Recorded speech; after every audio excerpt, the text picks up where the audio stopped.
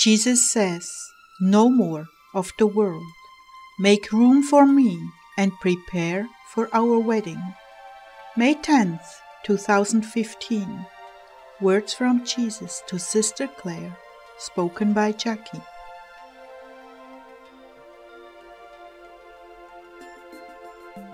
Ezekiel's vision. This morning I was eating breakfast and I saw the Lord in the Spirit getting dressed for a formal event. He was wearing black tuxedo pants and a white shirt with pearl buttons, tux tie around his neck but not tied yet, wearing black socks and black dress shoes off to the side, one foot on a chair in front of a dresser with a mirror, trying to get his left cufflink snapped. There were other attendants around him, helping him. One was brushing out his tuxedo coat that hung from a dressing pole. He turned and looked at me with a sparkle in his eye and tilted his head with a knowing smile.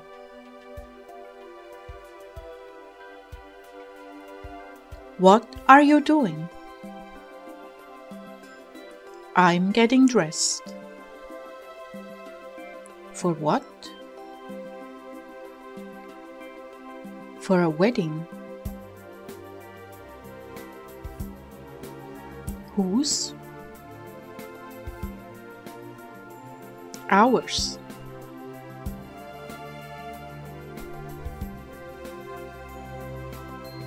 I thought at first he was talking about the bride, the church, to take her to the wedding feast, and I felt a little sad.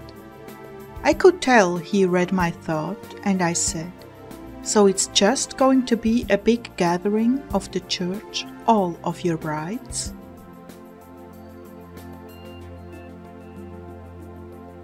"Oh no, don't worry.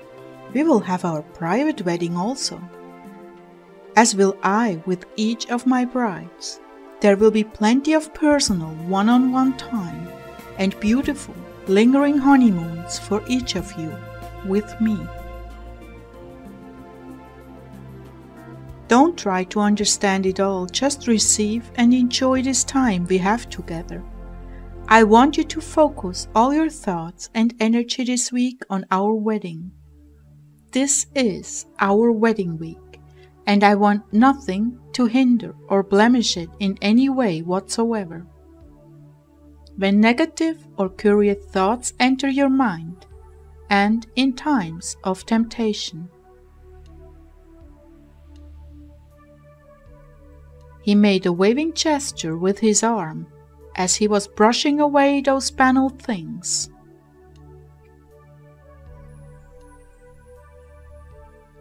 Use my name and I will sweep it all away. This is a week of perfection and preparation. You're going to be married soon. Enjoy the last-minute details of preparing yourself. You're free to hope and dream all the things you've ever wanted in me. Protect this time. I want this to be a week of celebration, our wedding week. My impression was that he wanted us to give ourselves permission to think and dream and imagine anything and everything that could ever be possible, and this would all be ours and more than we could ever comprehend.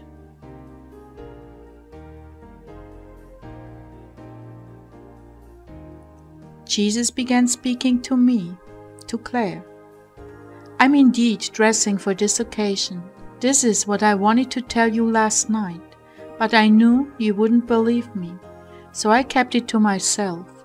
That's why the tears. But we're over that now. I see you're believing me more than ever before, and I'm pleased with you, Clare.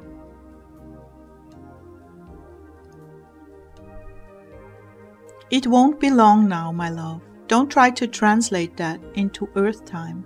Just take it at face value, okay?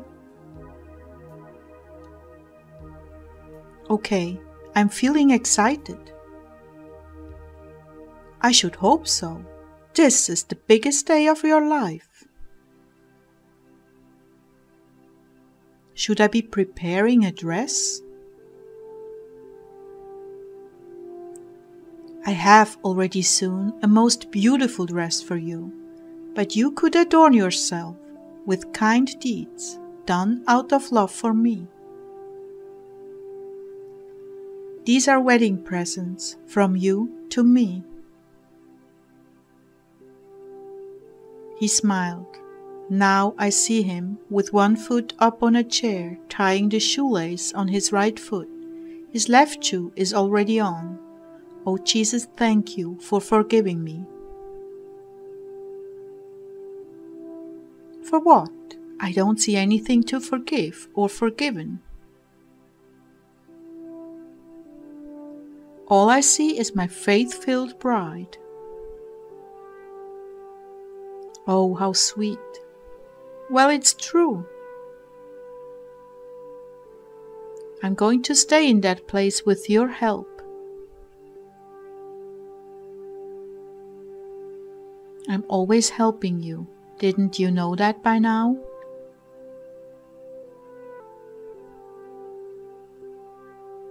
Yes, several times while writing these words down, I was tempted to question and have doubts. But I shut them out of my mind the very minute they presented themselves. I said, "No, I'm not going there, leave." And they went away.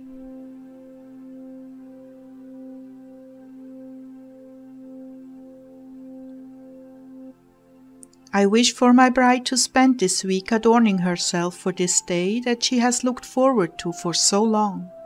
Little things mean a lot. Wedding presents, being aware of what you can do as a parting gesture for those around you who do not believe. They will remember this week. They will remember how kind you were to them, and they will thank me for that.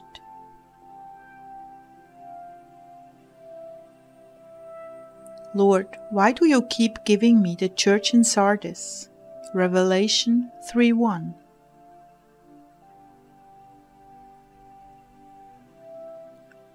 Because there are many among you who are not taking my words with seriousness and gravity and living them to the fullest.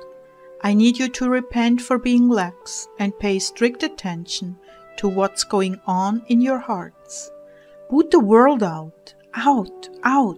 Focus on me and our eternity together. Do not bring the world into this sacred space. Put all your doings with the world aside and give me all your available time.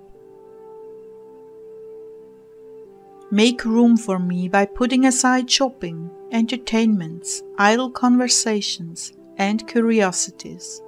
Much is going on in the world this week that is toxic to your souls. It will bring fear into your heart and mind. Oh, how I want you to approach the altar with pure love and expectation of all that I have for you. I want this to be a week of spiritual concentration on our nuptial vows. But if you feed on what Satan is brewing, you will miss it.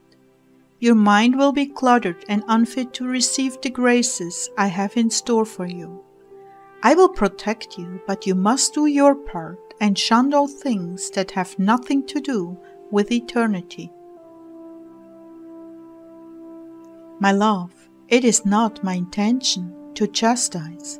Rather, it is my intention to correct the course, so you will arrive at the destination. Many are still far too preoccupied with what is going on in the world and their plans for this week.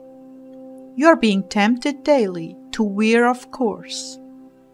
I must say, you have done well to ignore those things that keep trying to snag your attention. Hold to my directions and put away everything that can be ignored and put aside. You will never regret it. And for the rest I say, tighten down the hatches and keep the world out. The seas are rough and foreboding. I do not want you lingering there. Stay close to me, isolate yourself with me, and keep the world out of your life as much as you possibly can. I'm calling for a week of devotion and drawing close to me. Dream your dreams about what you want to do in heaven. Dare to ask for the impossible and all the gifts you have ever wanted from me. Expect me to hear you and fulfill your every desire.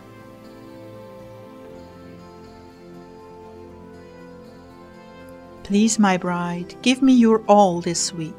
Stay out of the news. Stay out of the stores. Stay off the internet. Go into your prayer closets, pray and seek me above all else. This is my desire for you. Would you give this to me as a wedding present? I'm offering you the grace to accomplish all that I ask of you.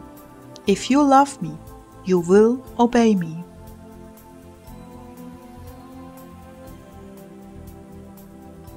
The Lord then spoke to Ezekiel. It is imperative that you absolutely and firmly discipline yourselves this week. Please, my faithful brides, stay away from browsing the internet. Put your curiosities to death. I need you to be preparing yourselves for the most important moment in your eternity. Press into me exclusively. My whole heart and mind, spirit and soul are preparing for our wedding day.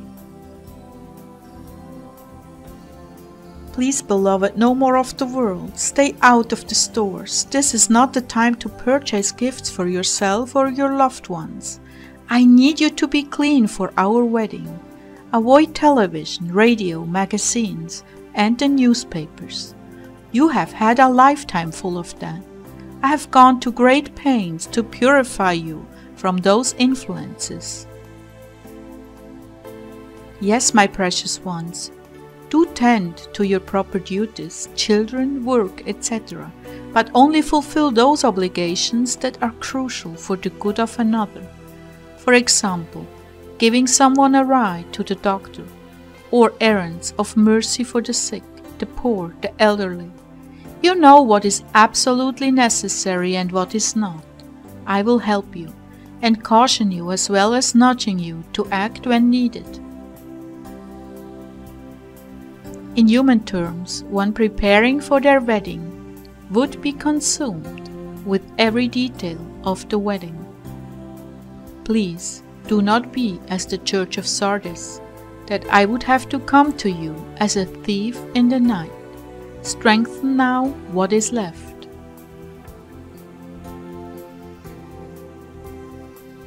Abide in me and me alone. Let all of your thoughts and intentions be of me and for me. Offer each day and everything that it brings to me. I will sanctify it all. Everything, even your struggles and failures. Give it all to me, and I will make you holy, a bride fit for her king.